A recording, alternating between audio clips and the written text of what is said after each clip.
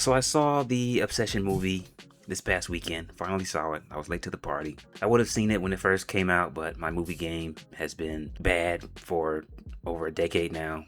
I don't really go out to see movies as soon as they come out like I used to.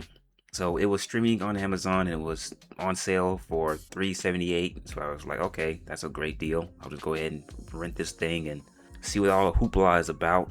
This movie came out of nowhere. When I saw the trailer, I said, okay, it's another one of these films where one person is going to be crazy and psychotic and obsessed over the other individual that they really like, and nothing new. But people seem to really like this film, and I've heard people say it's my favorite horror film of all time. It's a top 10 horror film of all time, and people who think it's the best film that they've ever seen, they can think that. They're entitled to that. It's subjective.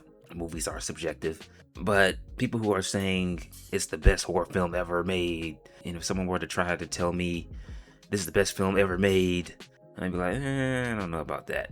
It's a good film.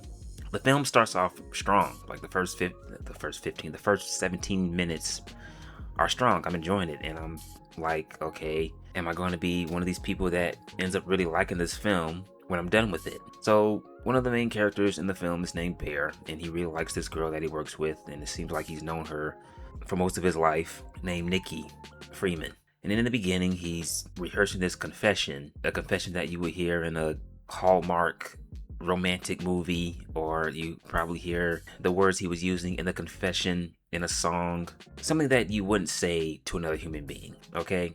Or if you did, it would probably be in like the 80s. So he's rehearsing this with a waitress at this diner that they're at, him and his friend Ian. And Ian is like, oh, okay, that was cringy, that was horrible, and Bear is embarrassed by it, and it was funny. It was a nice bit of humor in the beginning. So Ian, Nikki, Bear, and this other woman named Sarah, they're all friends. Maybe not good friends, but they're friends that they all work together with. They go hang out at trivia night, and Nikki needs her way home. Bear offers to take her home, and this is now or never. This is his opportunity to confess his feelings to Nikki. He tries to flirt with her because Ian, in the beginning of the film, when they're talking about when he should confess and how he should confess, he's saying that, playfully flirt with her, tease her a bit, call her Freaky Nikki. Bear saying she's really sensitive about that. And he knew that wasn't going to go well, so he calls her Freaky Nikki. She doesn't like that, and I like how when she's out the car, she's standing, you don't see her face, you just see her body in the inside of the car, and then she starts walking back, and I'm like, oh shit. So she's pissed off about that, and then she asks him, do you like me? Because now's the time to tell me. It's now or never.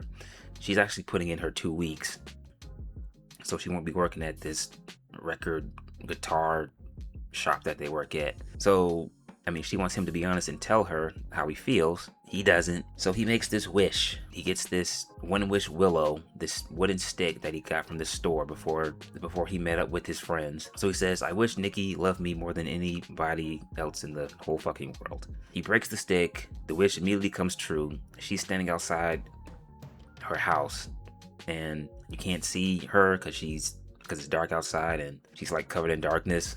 So she's just standing there, and then she walks back to his car. And this is where the film loses me. The actions that Nikki does in this film just doesn't come off as someone who is obsessed over someone that they love. So, for example, she walks back to his car. She's saying, did you have something for me? And he's like, no, I'll bring it tomorrow. And then she says, okay. And she's just standing there looking at him. And his cat dies in the beginning of the movie. Ate some pills, and she mentions that she's trying to get him to come inside because my cat died, and he's like, wait, your cat died? Oh no, your cat died. Sorry. Yeah, come inside, okay? And Bear realizes that the wish that he made is probably affecting her right now, and he's asking her, are you okay? And she says, are you okay? And it's like she's malfunctioning. Yeah, okay. Yeah, come inside. Yeah, that's not the actions of a person who is obsessed with somebody else. She's just being crazy. They go back to Bear's place, she spends the night at his place. She's kissing him, then she freaks out, and then she's apologizing. And then the next morning, she finds his dead cat, lays the thing on the kitchen floor, has lit candles around it. Bear's like, what the fuck is this? And she's saying that, oh, I thought you would have liked it. It's like a memorial. Who would do that? Who would do that? And in Bear, there's always a stupid factor in a horror film that just seems to be a necessity. So Bear, he's not turned off by this. He's not freaked out by that. He must really like this girl, right?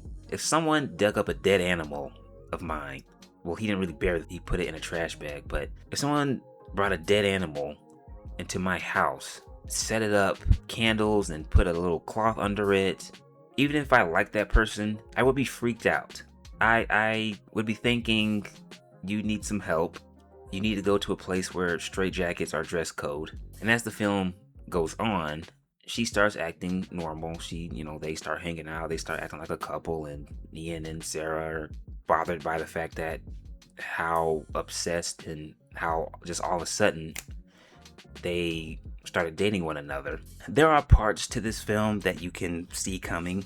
When Bear and Nikki are having a date at the restaurant, Ian's calling Bear and Ian's telling Nikki that she lied about her dad having cancer because when she was at his car and she was trying to get him to go inside or go back to his place, she mentioned that her father had cancer and apparently her dad is a piece of shit and she doesn't really care about him anymore. Ian did some digging into that. Her dad's fine, doesn't have cancer, and then he starts telling him that her and Sarah had a conversation that day where he wasn't at work, that Nikki thinks that he's like a little brother to her.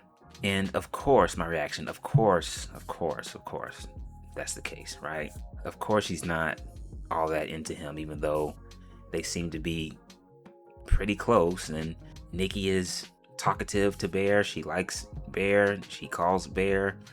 She's open with Bear. She's honest with Bear. Or she opens up to Bear. But of course, that doesn't mean that she likes him as a potential romantic partner. But as the movie goes on, later in the film, you find out Nikki and Ian have been hooking up. So he was probably lying about that. They've been hooking up for 2 years on and off because Ian probably likes Nikki. So Ian is not really a good friend because he's banging the chick that Bear wants to be with so bad. Okay, so that wasn't a surprise. And then Bear becomes aware after that restaurant scene, like fully aware that the wish that he made came true. He tries to confront Nikki about that, and so she starts flipping out, and then she asks him, why does it matter that I lied about my dad having cancer? And he says no, so he proceeds to have sex with her. So Bear in this film, people didn't really like the character Bear. You felt frustrated with Bear. You felt sorry for Bear. You felt that he was a selfish person because he is taking advantage of Nikki, and his friends are calling him out on that. And whenever they call him out on that, he gets defensive, even though he knows deep down something's wrong and what he's doing isn't really right. But he doesn't really care because he gets to be with the girl of his dreams. He gets to have sex with the girl of his dreams. It definitely has a relatable factor to it. Bear being the average guy, the average Joe, and he's trying to get with the good-looking woman in Nikki, and she's not all that into him, but she opens up to him, and you would think that there's something more there, because I've experienced that with women before in my life, where you have a connection with a girl, and then you put yourself out there, and then turns out she doesn't see you in the same way you see her. But I can't help but wonder, though, she might have said yes if Bear had just been honest with her, I think. Because when you hook up with a person, that doesn't necessarily mean that they like each other, they're going to be in a relationship with one another. I mean, she wanted him to be honest and confess. And when he said that, I think we're just good friends, she seemed a little disappointed in that. So you're frustrated with Bear because he's taking advantage of Nikki and he's being selfish. He actually calls the Willow person, and the guy answers. And at the end of the phone call, he asks, do you want to speak to her? And then you can hear her screaming in just agony and just these blood-curdling screams. And he hangs up the phone. He doesn't try to save Nikki and to get her back to normal. But at the end of the film, I think he finally realizes that because he takes his own life, and then once he takes his own life, Nikki comes back to normal. She sees the dead bodies because she ends up shooting Ian in the head. She's freaking out, like, what the fuck, right? But going back to Bear, you're frustrated with him, but once you find out that Sarah likes him, who isn't a bad looking woman herself, once you find out that Sarah likes him, and she's making it obvious because she's putting herself out there. And there are times in the film where it seems that Bear is being drawn to Sarah because Sarah wants to be with him, and he's aware of that. So I'm hoping that at the end of this, Bear saves Nikki. He brings her back to the old Nikki, and then he ends up with Sarah, the girl that actually likes him. But this film as a whole, it didn't really feel like a horror film. Again, the actions that Nikki was doing, it didn't make sense. She cooked his cat and made a sandwich out of him or her. You saw that coming. Her malfunctioning at his car, her standing in his home until he got back from work, and she's peeing herself and she's got shit on herself, and it looks like she's been sweating. It just didn't make sense to me. Again, that's not something a person who is obsessed and overly in love with someone would do. But even though those scenes didn't make sense to me, the actress, let me pull up her name, because she seems to be the new superstar on the block. Inde Navarrete just got the green light to play Rogue in the new X-Men film, another fucking superhero movie. Oh my god. Yeah, she seems to be the new superstar on the block. People were raving about her performance, and rightfully so. She did a phenomenal job. Even though the crazy freak out moments didn't make sense, I thought she played this psychotic character very well. She was really good. And I thought the guy who played Bear, whose performance was overshadowed because of Miss Navarrete, I thought he was really good too. So I thought both of them killed it. Obsession is a good film. It still is a good film. I like the way it ended. There is a relatable factor to it. I just think that I just wish that they would have went a different angle with Nikki's character, because it didn't really feel like a horror film.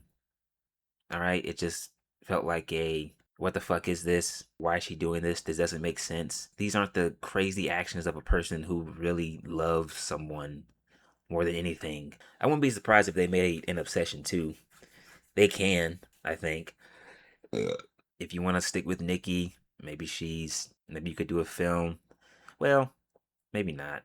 I don't know. You know what? Maybe I'll make a different video about an Obsession 2 and what I think could happen in that film. So yeah, Obsession, it's a good film. I don't think it's as great as people make it out to be, but it still is a good film. Please like and subscribe. That is it. I am out.